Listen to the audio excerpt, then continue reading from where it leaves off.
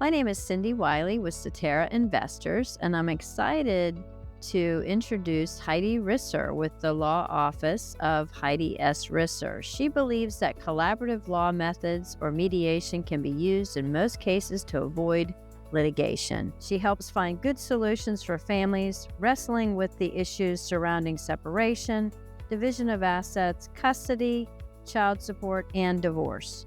As both a peacemaker and a problem solver, Heidi brings insight, empathy, and practical expertise to every conversation.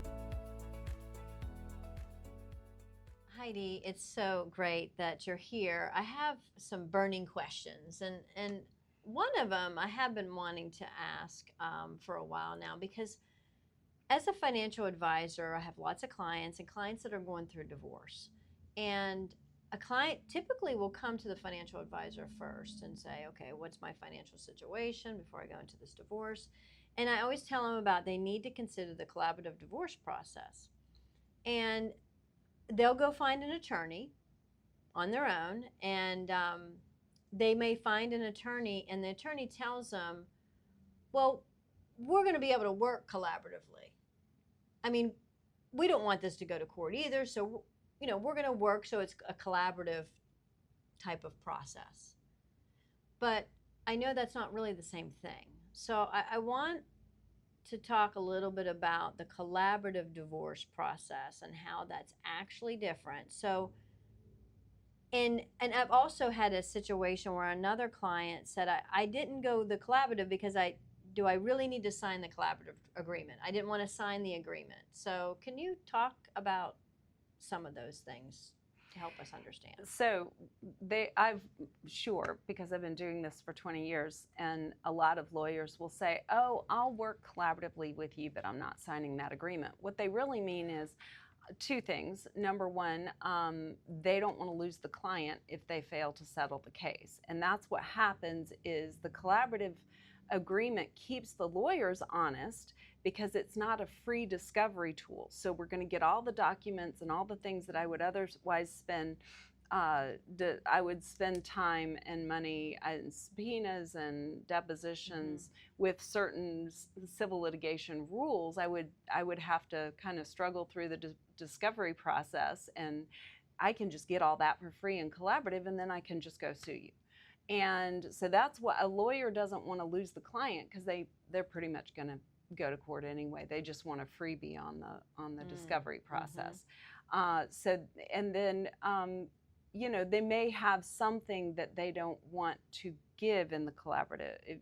They don't want to admit that there was something that went on, or you mean the client doesn't want to the sign the client agreement?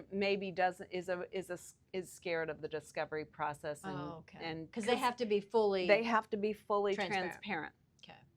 But here's the thing, the collaborative agreement, I'm going to go back to a different way of answering this. The collaborative agreement is important because it puts a protective coating on all that. Offers that you make between each other can't follow you to court. And you have the discovery process, and for the most part, everybody is cooperative, and for equitable distribution, for sure, when we get that cooperation and people go ahead and give us the statements for their retirement funds and things like that, we can make good decisions, and what they don't realize is you're going to give those statements willingly or unwillingly. Unwillingly in the litigation process, but willingly in the collaborative process. And it just takes less time and less money to get it out of people. I feel that people are just more honest and open in the collaborative process.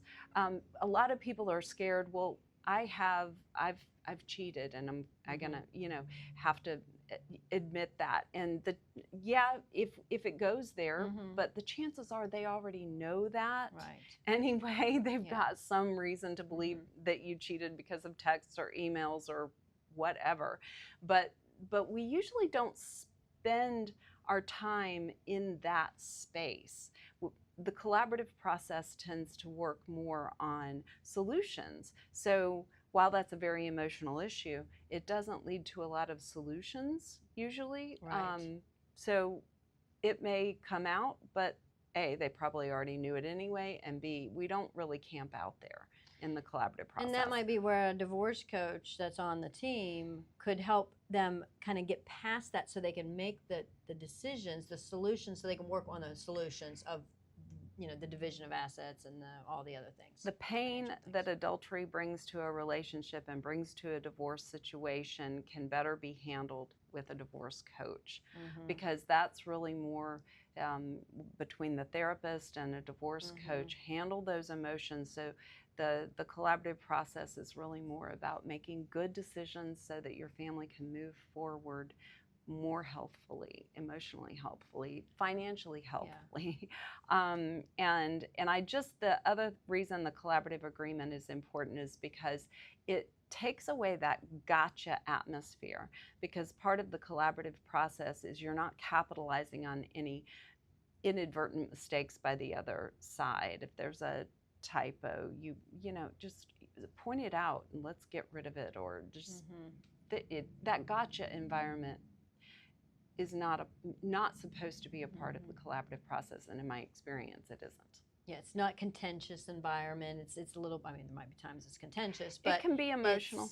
Yeah, but it's surrounded with the agreement that we're going to come back together and negotiate this, and I'd be curious to very few of probably the collaborative divorce processes end up failing and going to court. I'm curious of what that number would look like. Very few fail. Yeah. If people choose this process and they cooperate with the process, they tend to, and it's their result. I don't make the settlement. I don't strong arm my clients and push them.